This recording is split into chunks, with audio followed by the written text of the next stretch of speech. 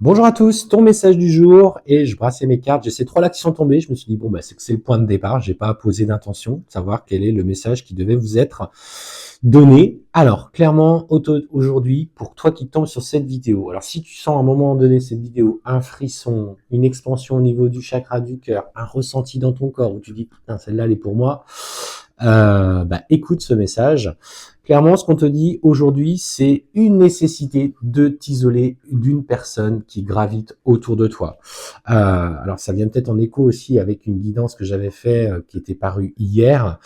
Euh, en tout cas, celle-ci ne concerne pas quelqu'un qui circule, ou en tout cas qui est dans les énergies de ton hôte, de la personne que tu aimes, quelqu'un qui, voilà, à qui tu partages ta vie. Cette personne est clairement autour de toi.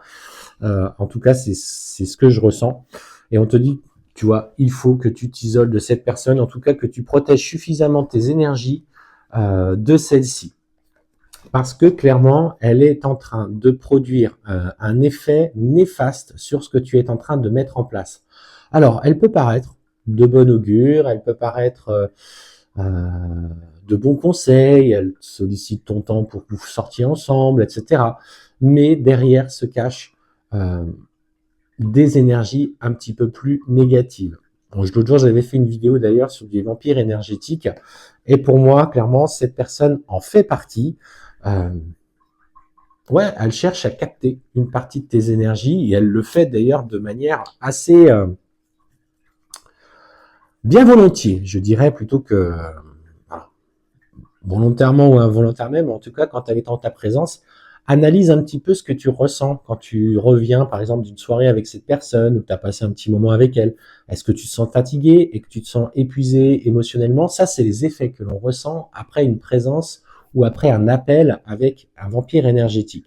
Il y a des gens qui sont pas bien dans leur vie, qui vont, voilà, qui vont facilement se plaindre et qui vont le faire naturellement. Et c'est là que les premiers effets du vampire peuvent se faire. Mais par contre, là, j'ai vraiment l'impression que cette personne cherche à te nuire. Et en fait, ce qu'on voit, c'est que elle n'apprécie pas d'ailleurs par la même occasion que tu t'éloignes un petit peu d'elle parce qu'on sent qu'il va y avoir, en tout cas, des conflits. On parle peut-être qu'elle va te faire des reproches parce que tu n'es pas assez là pour elle et qu'à un moment donné de ta vie, elle était là pour toi, etc., etc. Donc, on te dit, en t'éloignant suffisamment d'elle et en mettant suffisamment de distance, en tout cas, peut-être en visualisant que tu coupes les liens avec elle, les liens énergétiques, on voit que tu vas acquérir justement à nouveau de la paix. Une prise de recul qui est nécessaire et ça va te permettre, toi, de retrouver cet équilibre personnel et tu vas vite te rendre compte que finalement, cette personne t'amenait à reproduire des schémas répétitifs, t'amener sur une mauvaise voie et en fait tu vas lever le voile de l'illusion sur ses intentions, sur des erreurs commises.